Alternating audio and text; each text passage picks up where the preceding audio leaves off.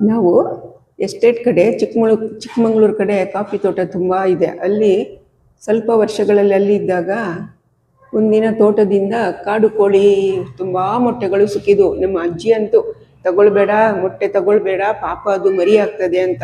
ಆದರೆ ನಾನು ಬಿಡಬೇಕಲ್ಲ, ಮೆತ್ತಗೆ ಎತ್ಕೊಂಡ್ಬಂದು ಅಕ್ಕಿ ಡಬ್ಬದಲ್ಲಿ ಇಟ್ಟು ಬಿಟ್ಟೆ. ಅದ್ರ ಜೊತೆ ಇನ್ನೊಂದು ಬ್ಲೂ ಕಲರ್ ಶೈನಿಂಗ್ ಒಳ್ಳೆ ಮೊಟ್ಟೆ ಥರನೇ ಇತ್ತು ಒಂದು ಕಲ್ಲು. ಅದು ಏನಂತ ಗೊತ್ತಿಲ್ಲ. ಅದು ಮುಟ್ಟಿದ ಕೂಡಲೇ ಇನ್ನೂ ಶೈನಿಂಗ್ ಬರ್ತಾ ಇತ್ತು. 7 ಮೊಟ್ಟೆಗಳು ಪ್ಲಸ್ ಅದೊಂದು ಡಬ್ಬದಲ್ಲಿ ಅಡಗಿಸಿ ಇಟ್ಟು ಮಲಗಿದಾಗ ರಾತ್ರಿ ಬಾಗಿಲ ಹತ್ರ ಒಂದು ದೊಡ್ಡ ಹಾವು ಬಂತು. ಅದು ಸೌಂಡ್ ಮಾಡ್ತಾ ಇತ್ತು, ಬುಸ್ ಬುಸ್ ಬುಸ್ ಅಂತ. ಯಾಕಂದರೆ ಅದು ಕಲ್ಲು ಹರಳು, ಅದು ಹಾವಿದು ಮೊಟ್ಟೆ ಜೊತೆನೇ ಇದ್ದಿದ್ದಕ್ಕೆ ಹಾವು ಬಂದು ಅದಕ್ಕೆ ಹಾವಿಗೆ ಹೇಗೆ ಗೊತ್ತಾಯ್ತೋ ಗೊತ್ತಿಲ್ಲ. ಒಂದಿನ ಅಂತಲ್ಲ, ನನಗೆ ಒಂದು 10 ದಿನ ನನಗೆ ಅದೇ ಸೌಂಡ್ ಕೇಳಿಸ್ತಾ ಇತ್ತು. ಹಾವು ಬರೋದು, ಬಾಗಿಲ ಹತ್ರ ಬುಸ್ ಬುಸ್ ಬುಸ್ ಬುಸ್ ಅಂತ ಹೇಳಿ ವಾಪಸ್ ಹೋಗೋದು.